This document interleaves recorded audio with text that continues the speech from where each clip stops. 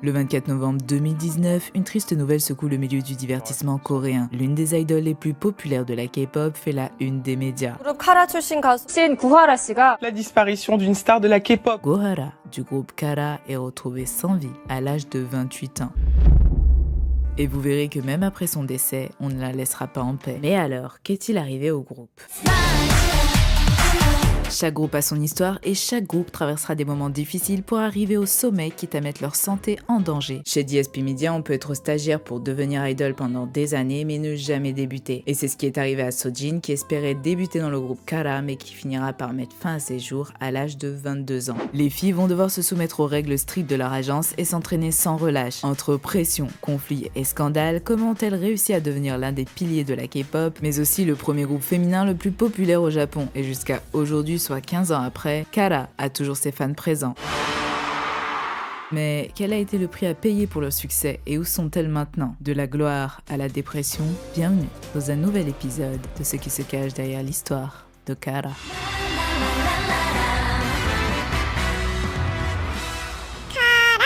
Bonjour tout le monde, j'espère que vous allez bien, mais vraiment bien. En tout cas, merci beaucoup pour les commentaires sous cette vidéo-là. Merci infiniment, ça m'a trop fait plaisir de...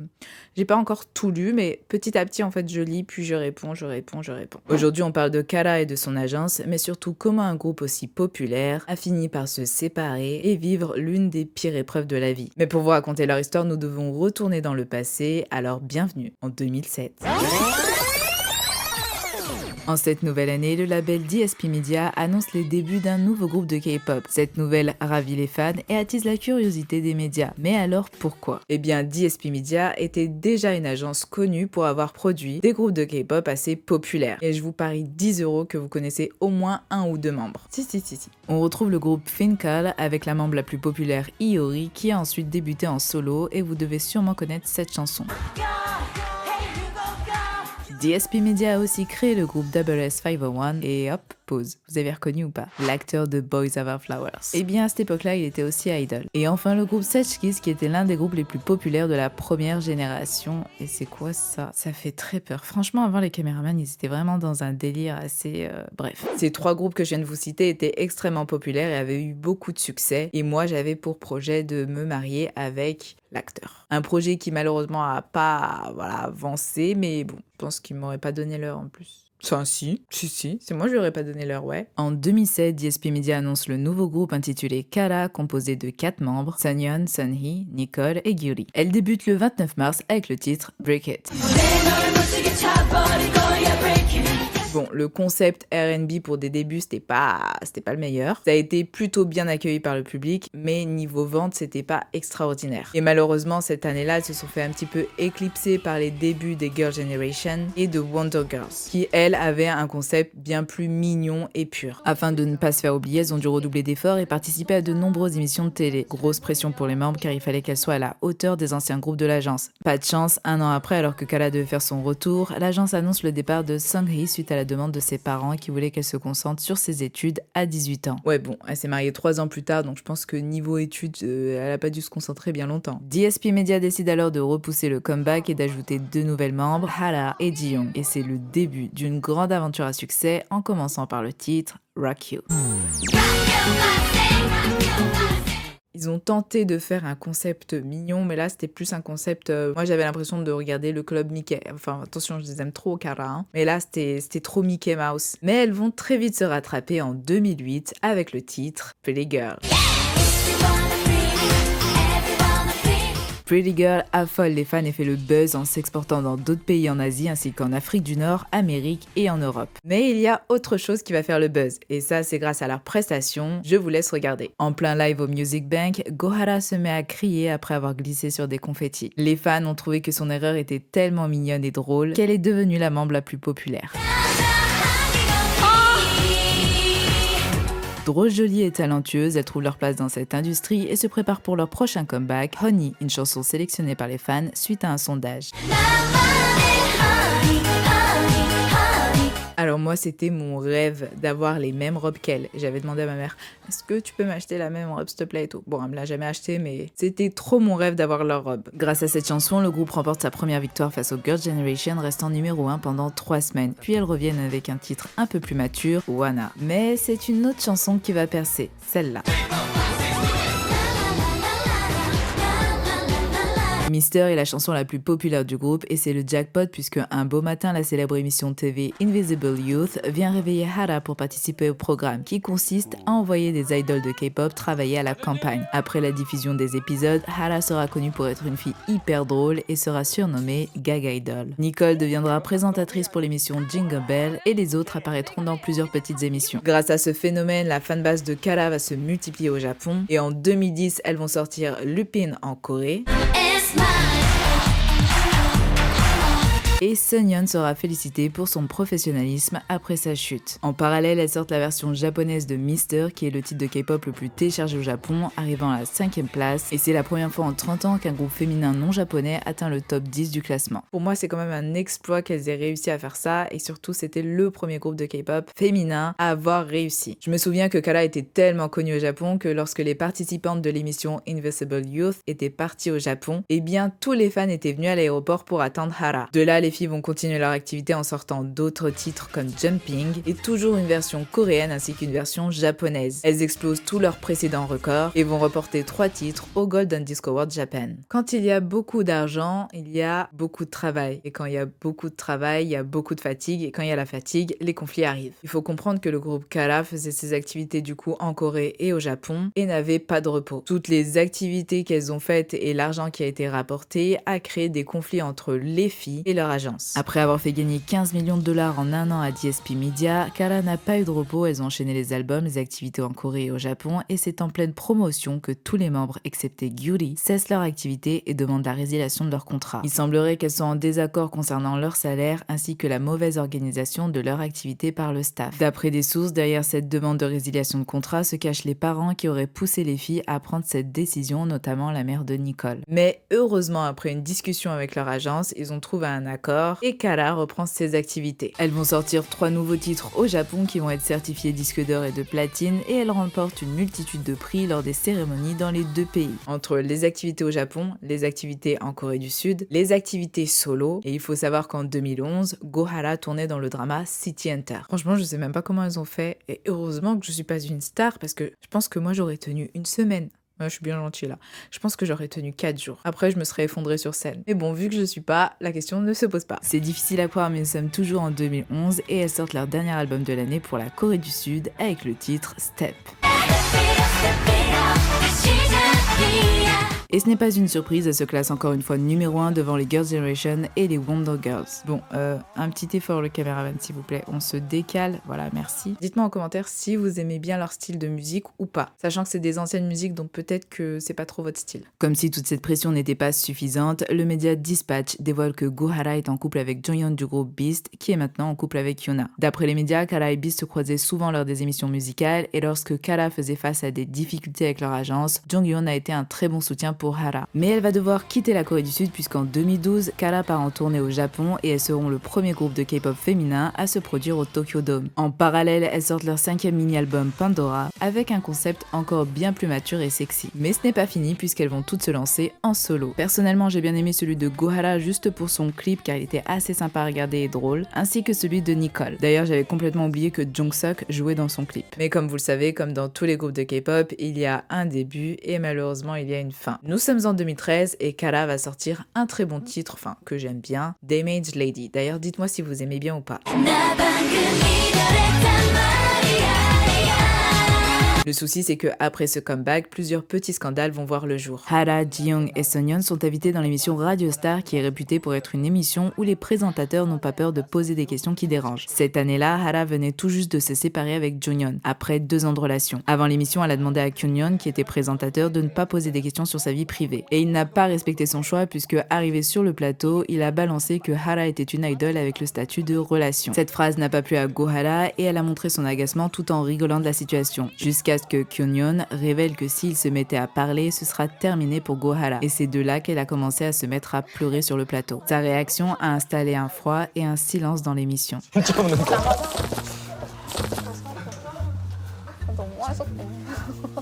Après le malaise, les présentateurs ont demandé à Jiyeon de faire des aegyo. C'est un terme coréen qui veut simplement dire agir de manière mignonne. Mais elle a refusé à plusieurs reprises jusqu'à se mettre à pleurer. À la fin de l'émission, le groupe a été critiqué pour avoir réagi trop excessivement et la leader a dû s'excuser sur les réseaux sociaux. Personnellement, je pense que derrière ces larmes se cache beaucoup de stress et de pression qu'elles subissent en interne. Elles sont sûrement très fatiguées et donc très émotives. Alors là, si ça avait été moi sur le plateau, voilà, heureusement que je suis pas une star parce que moi là j'aurais ouvert ma bouche mais depuis longtemps. Moi, si quelqu'un ose me dire que si il ouvre sa bouche, il allait me terminer, je prends la chaise et je lui balance dans la gueule. Non, je suis pas capable de faire ça. Je prends la chaise et je m'assois. Après ce petit scandale, des rumeurs de séparation vont commencer à circuler et DSP Media annonce que Nicole quittera le groupe dans les prochains mois après la fin de son contrat, suivi de Jiyeon qui quitte l'agence en avril 2014. Après leur départ, l'agence va lancer l'émission Kara Project qui rassemble plusieurs stagiaires où elles vont devoir s'affronter et la gagnante intégrera le groupe. Pour ceux qui ont suivi, vous le savez, c'est Yoonji qui a été choisi pour devenir la nouvelle membre. Quant aux autres, elles débuteront dans le nouveau groupe April, excepté Sojin avec qui l'agence a mis fin à son contrat. Voyant son rêve partir en fumée, Sojin va sombrer dans la dépression et mettra fin à ses jours. Du côté de Kara, elles vont faire leur grand retour et vont continuer leur activité pendant 2 ans. Après ça, chacune d'entre elles va se concentrer sur ses projets solo, que ce soit dans la chanson, les émissions ou encore les dramas. On arrive vers la fin et surtout vers l'une des pires épreuves que le groupe va devoir traverser. Vous connaissez sûrement Sulli, cette jeune idol qui a été critiquée depuis ses débuts, que ce soit sur son physique ou sur son comportement. Sulli et Hara étaient 2 meilleures amies et s'affichaient souvent ensemble sur les réseaux sociaux, mais elles étaient aussi les 2 idoles les plus critiquées par les internautes coréens. Concernant Go-hara, elle avait un petit ami assez violent avec elle et c'est le début du scandale. Après une altercation, son ex-petit ami quitte l'appartement en lui promettant qu'il enverra des vidéos intimes d'elle aux médias Dispatch afin de ruiner sa carrière. Quelques heures plus tard, grâce à des caméras de surveillance de l'immeuble, on la voit devant l'ascenseur s'agenouiller devant lui en le suppliant de ne rien faire. Après avoir tenté de contacter le média, il déclare avoir été frappé par Go-hara à plusieurs reprises. Cependant, Dispatch n'a pas voulu lui donner de réponse et Go-hara contacte un avocat. Les deux sont convoqués par la police, une enquête est ouverte et les médias s'emparent de l'affaire. Go-hara devient alors la première cible des médias et ils feront tout pour arriver à avoir des informations sans même faire attention à elle.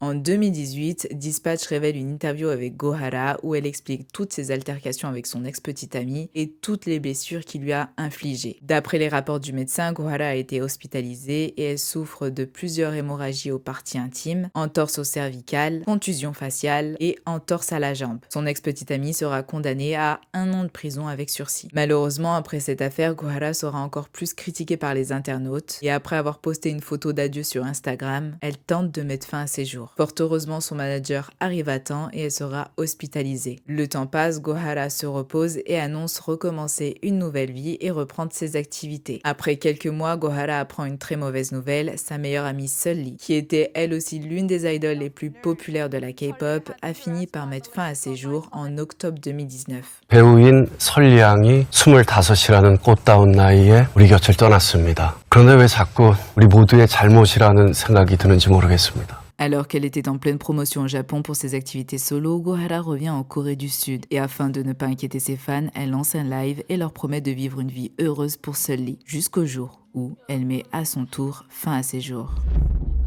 Le 29 octobre 2019, 1 mois après la disparition de sa meilleure amie, Go-hara est retrouvée sans vie à son domicile. Sa rupture, le chantage et les critiques l'ont tellement détruite qu'elle a décidé d'en finir. Hara n'a pas eu une vie facile puisqu'elle a vécu dans une famille très pauvre avec son grand frère. Leur mère les a abandonnés lorsqu'ils étaient enfants et ils ont été élevés par leur grand-mère. Quant à leur père, il était souvent en déplacement dans tout le pays pour travailler sur des chantiers. Après le décès de Go-hara, son frère va divulguer sa dernière conversation avec elle, où il lui demande de ne pas faire de bêtises, de prendre soin d'elle, il lui souhaite d'être heureuse et qu'il lui reste encore beaucoup de choses à vivre comme trouver l'amour et se marier. Puis, il finit par lui dire « Je t'aime ma sœur ». Dans une ancienne interview, Go-hara avait exprimé son souhait de se marier plus tard, avant 36 ans. Après sa disparition, la famille de Gohara a beaucoup fait parler d'elle, notamment sa mère, qui lors des funérailles est venue demander un autographe à un acteur et a réclamé la moitié de l'héritage de sa fille qui devait lui revenir selon la loi coréenne. La fortune de Gohara était estimée à 9 millions de dollars et elle faisait partie des idoles les mieux payées. Le grand frère s'oppose à ce que la mère touche sa part d'héritage car elle n'a jamais été présente pour eux, et concernant le père, il assume ne pas avoir été là et demande à ce que sa part d'héritage soit versée au grand frère de Gohara. Après une bataille judiciaire qui va durer 1 an, le grand frère gagne le procès contre sa mère et une nouvelle loi intitulée la loi Gohara est instaurée qui stipule que si un parent n'assume pas son rôle, alors il ne bénéficiera pas de l'héritage de son enfant s'il décède. Vous avez compris, en gros, si votre père ou votre mère ne vous a pas élevé et vous a abandonné, alors si jamais vous décédez avant votre parent, eh bien il ne touchera pas votre héritage. Parce que si vous voulez, la mère de Gohara, elle était pas là pendant qu'elle était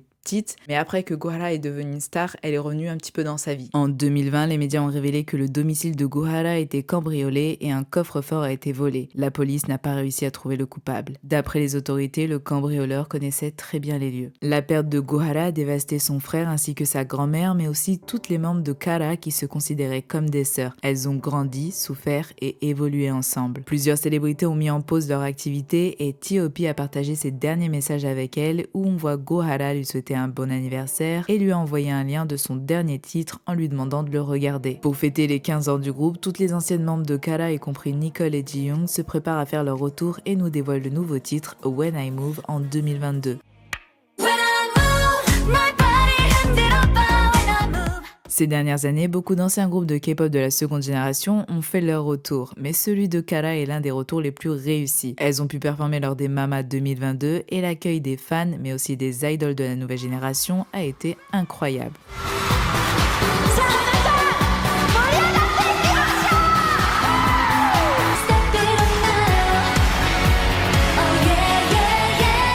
Elles ont repris leur activité en Corée mais aussi au Japon et enchaîné les émissions pendant plusieurs mois. 2024, il a été annoncé qu'une émission où l'on suivra les membres en vacances sera bientôt disponible. Afin de réaliser le souhait de Gohara qui était de partager un repas avec toutes les membres, les filles l'ont réalisé dans leur dernier clip où on les voit autour d'une table laissant une place vide pour Gohara ainsi que son micro. Alors ce n'est peut-être pas la fin pour le groupe Kara, mais c'est ainsi que se termine une histoire de l'une des idoles les plus populaires de la seconde génération, Gohara.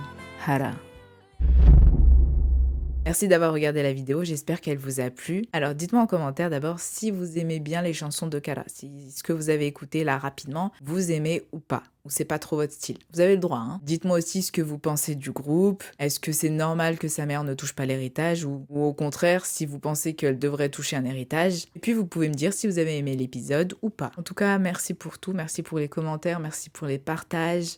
Je vous donne rendez-vous comme d'habitude sur TikTok, sur Instagram pour d'autres épisodes. J'espère que mes vidéos vous font penser à autre chose pendant quelques minutes, c'est déjà ça. Mais s'il vous plaît, par pitié, par pitié, par pitié, si jamais un jour vous avez des problèmes, si jamais vous vous sentez triste, dépression, par pitié, s'il vous plaît, ne mettez jamais fin à votre vie. Ne pensez pas que c'est la solution. On traverse tous des épreuves dans la vie. Il y en a, ils vont traverser de très grosses épreuves et d'autres moins douloureuses. Mais dites-vous qu'il y a toujours pire. On peut avoir une vie meilleure, ça c'est sûr. Moi, vous savez, quand je suis triste ou quoi, pour tout et n'importe quoi, déjà moi je suis triste pour tout le monde. Les problèmes des gens, je les porte sur mes épaules. Je sais que des fois on est tellement triste qu'on voit plus le bonheur qu'on a autour de nous, mais on le verra le jour où on va nous l'enlever. Je vous l'ai dit, vous n'êtes pas venu sur Terre pour avoir une vie aussi triste, pour vous faire harceler par d'autres gens. Si vous avez des problèmes, vous pouvez me parler par message sur Instagram. Je suis pas psychologue, mais au moins on pourra discuter. En tout cas, bon courage pour vos projets, pour votre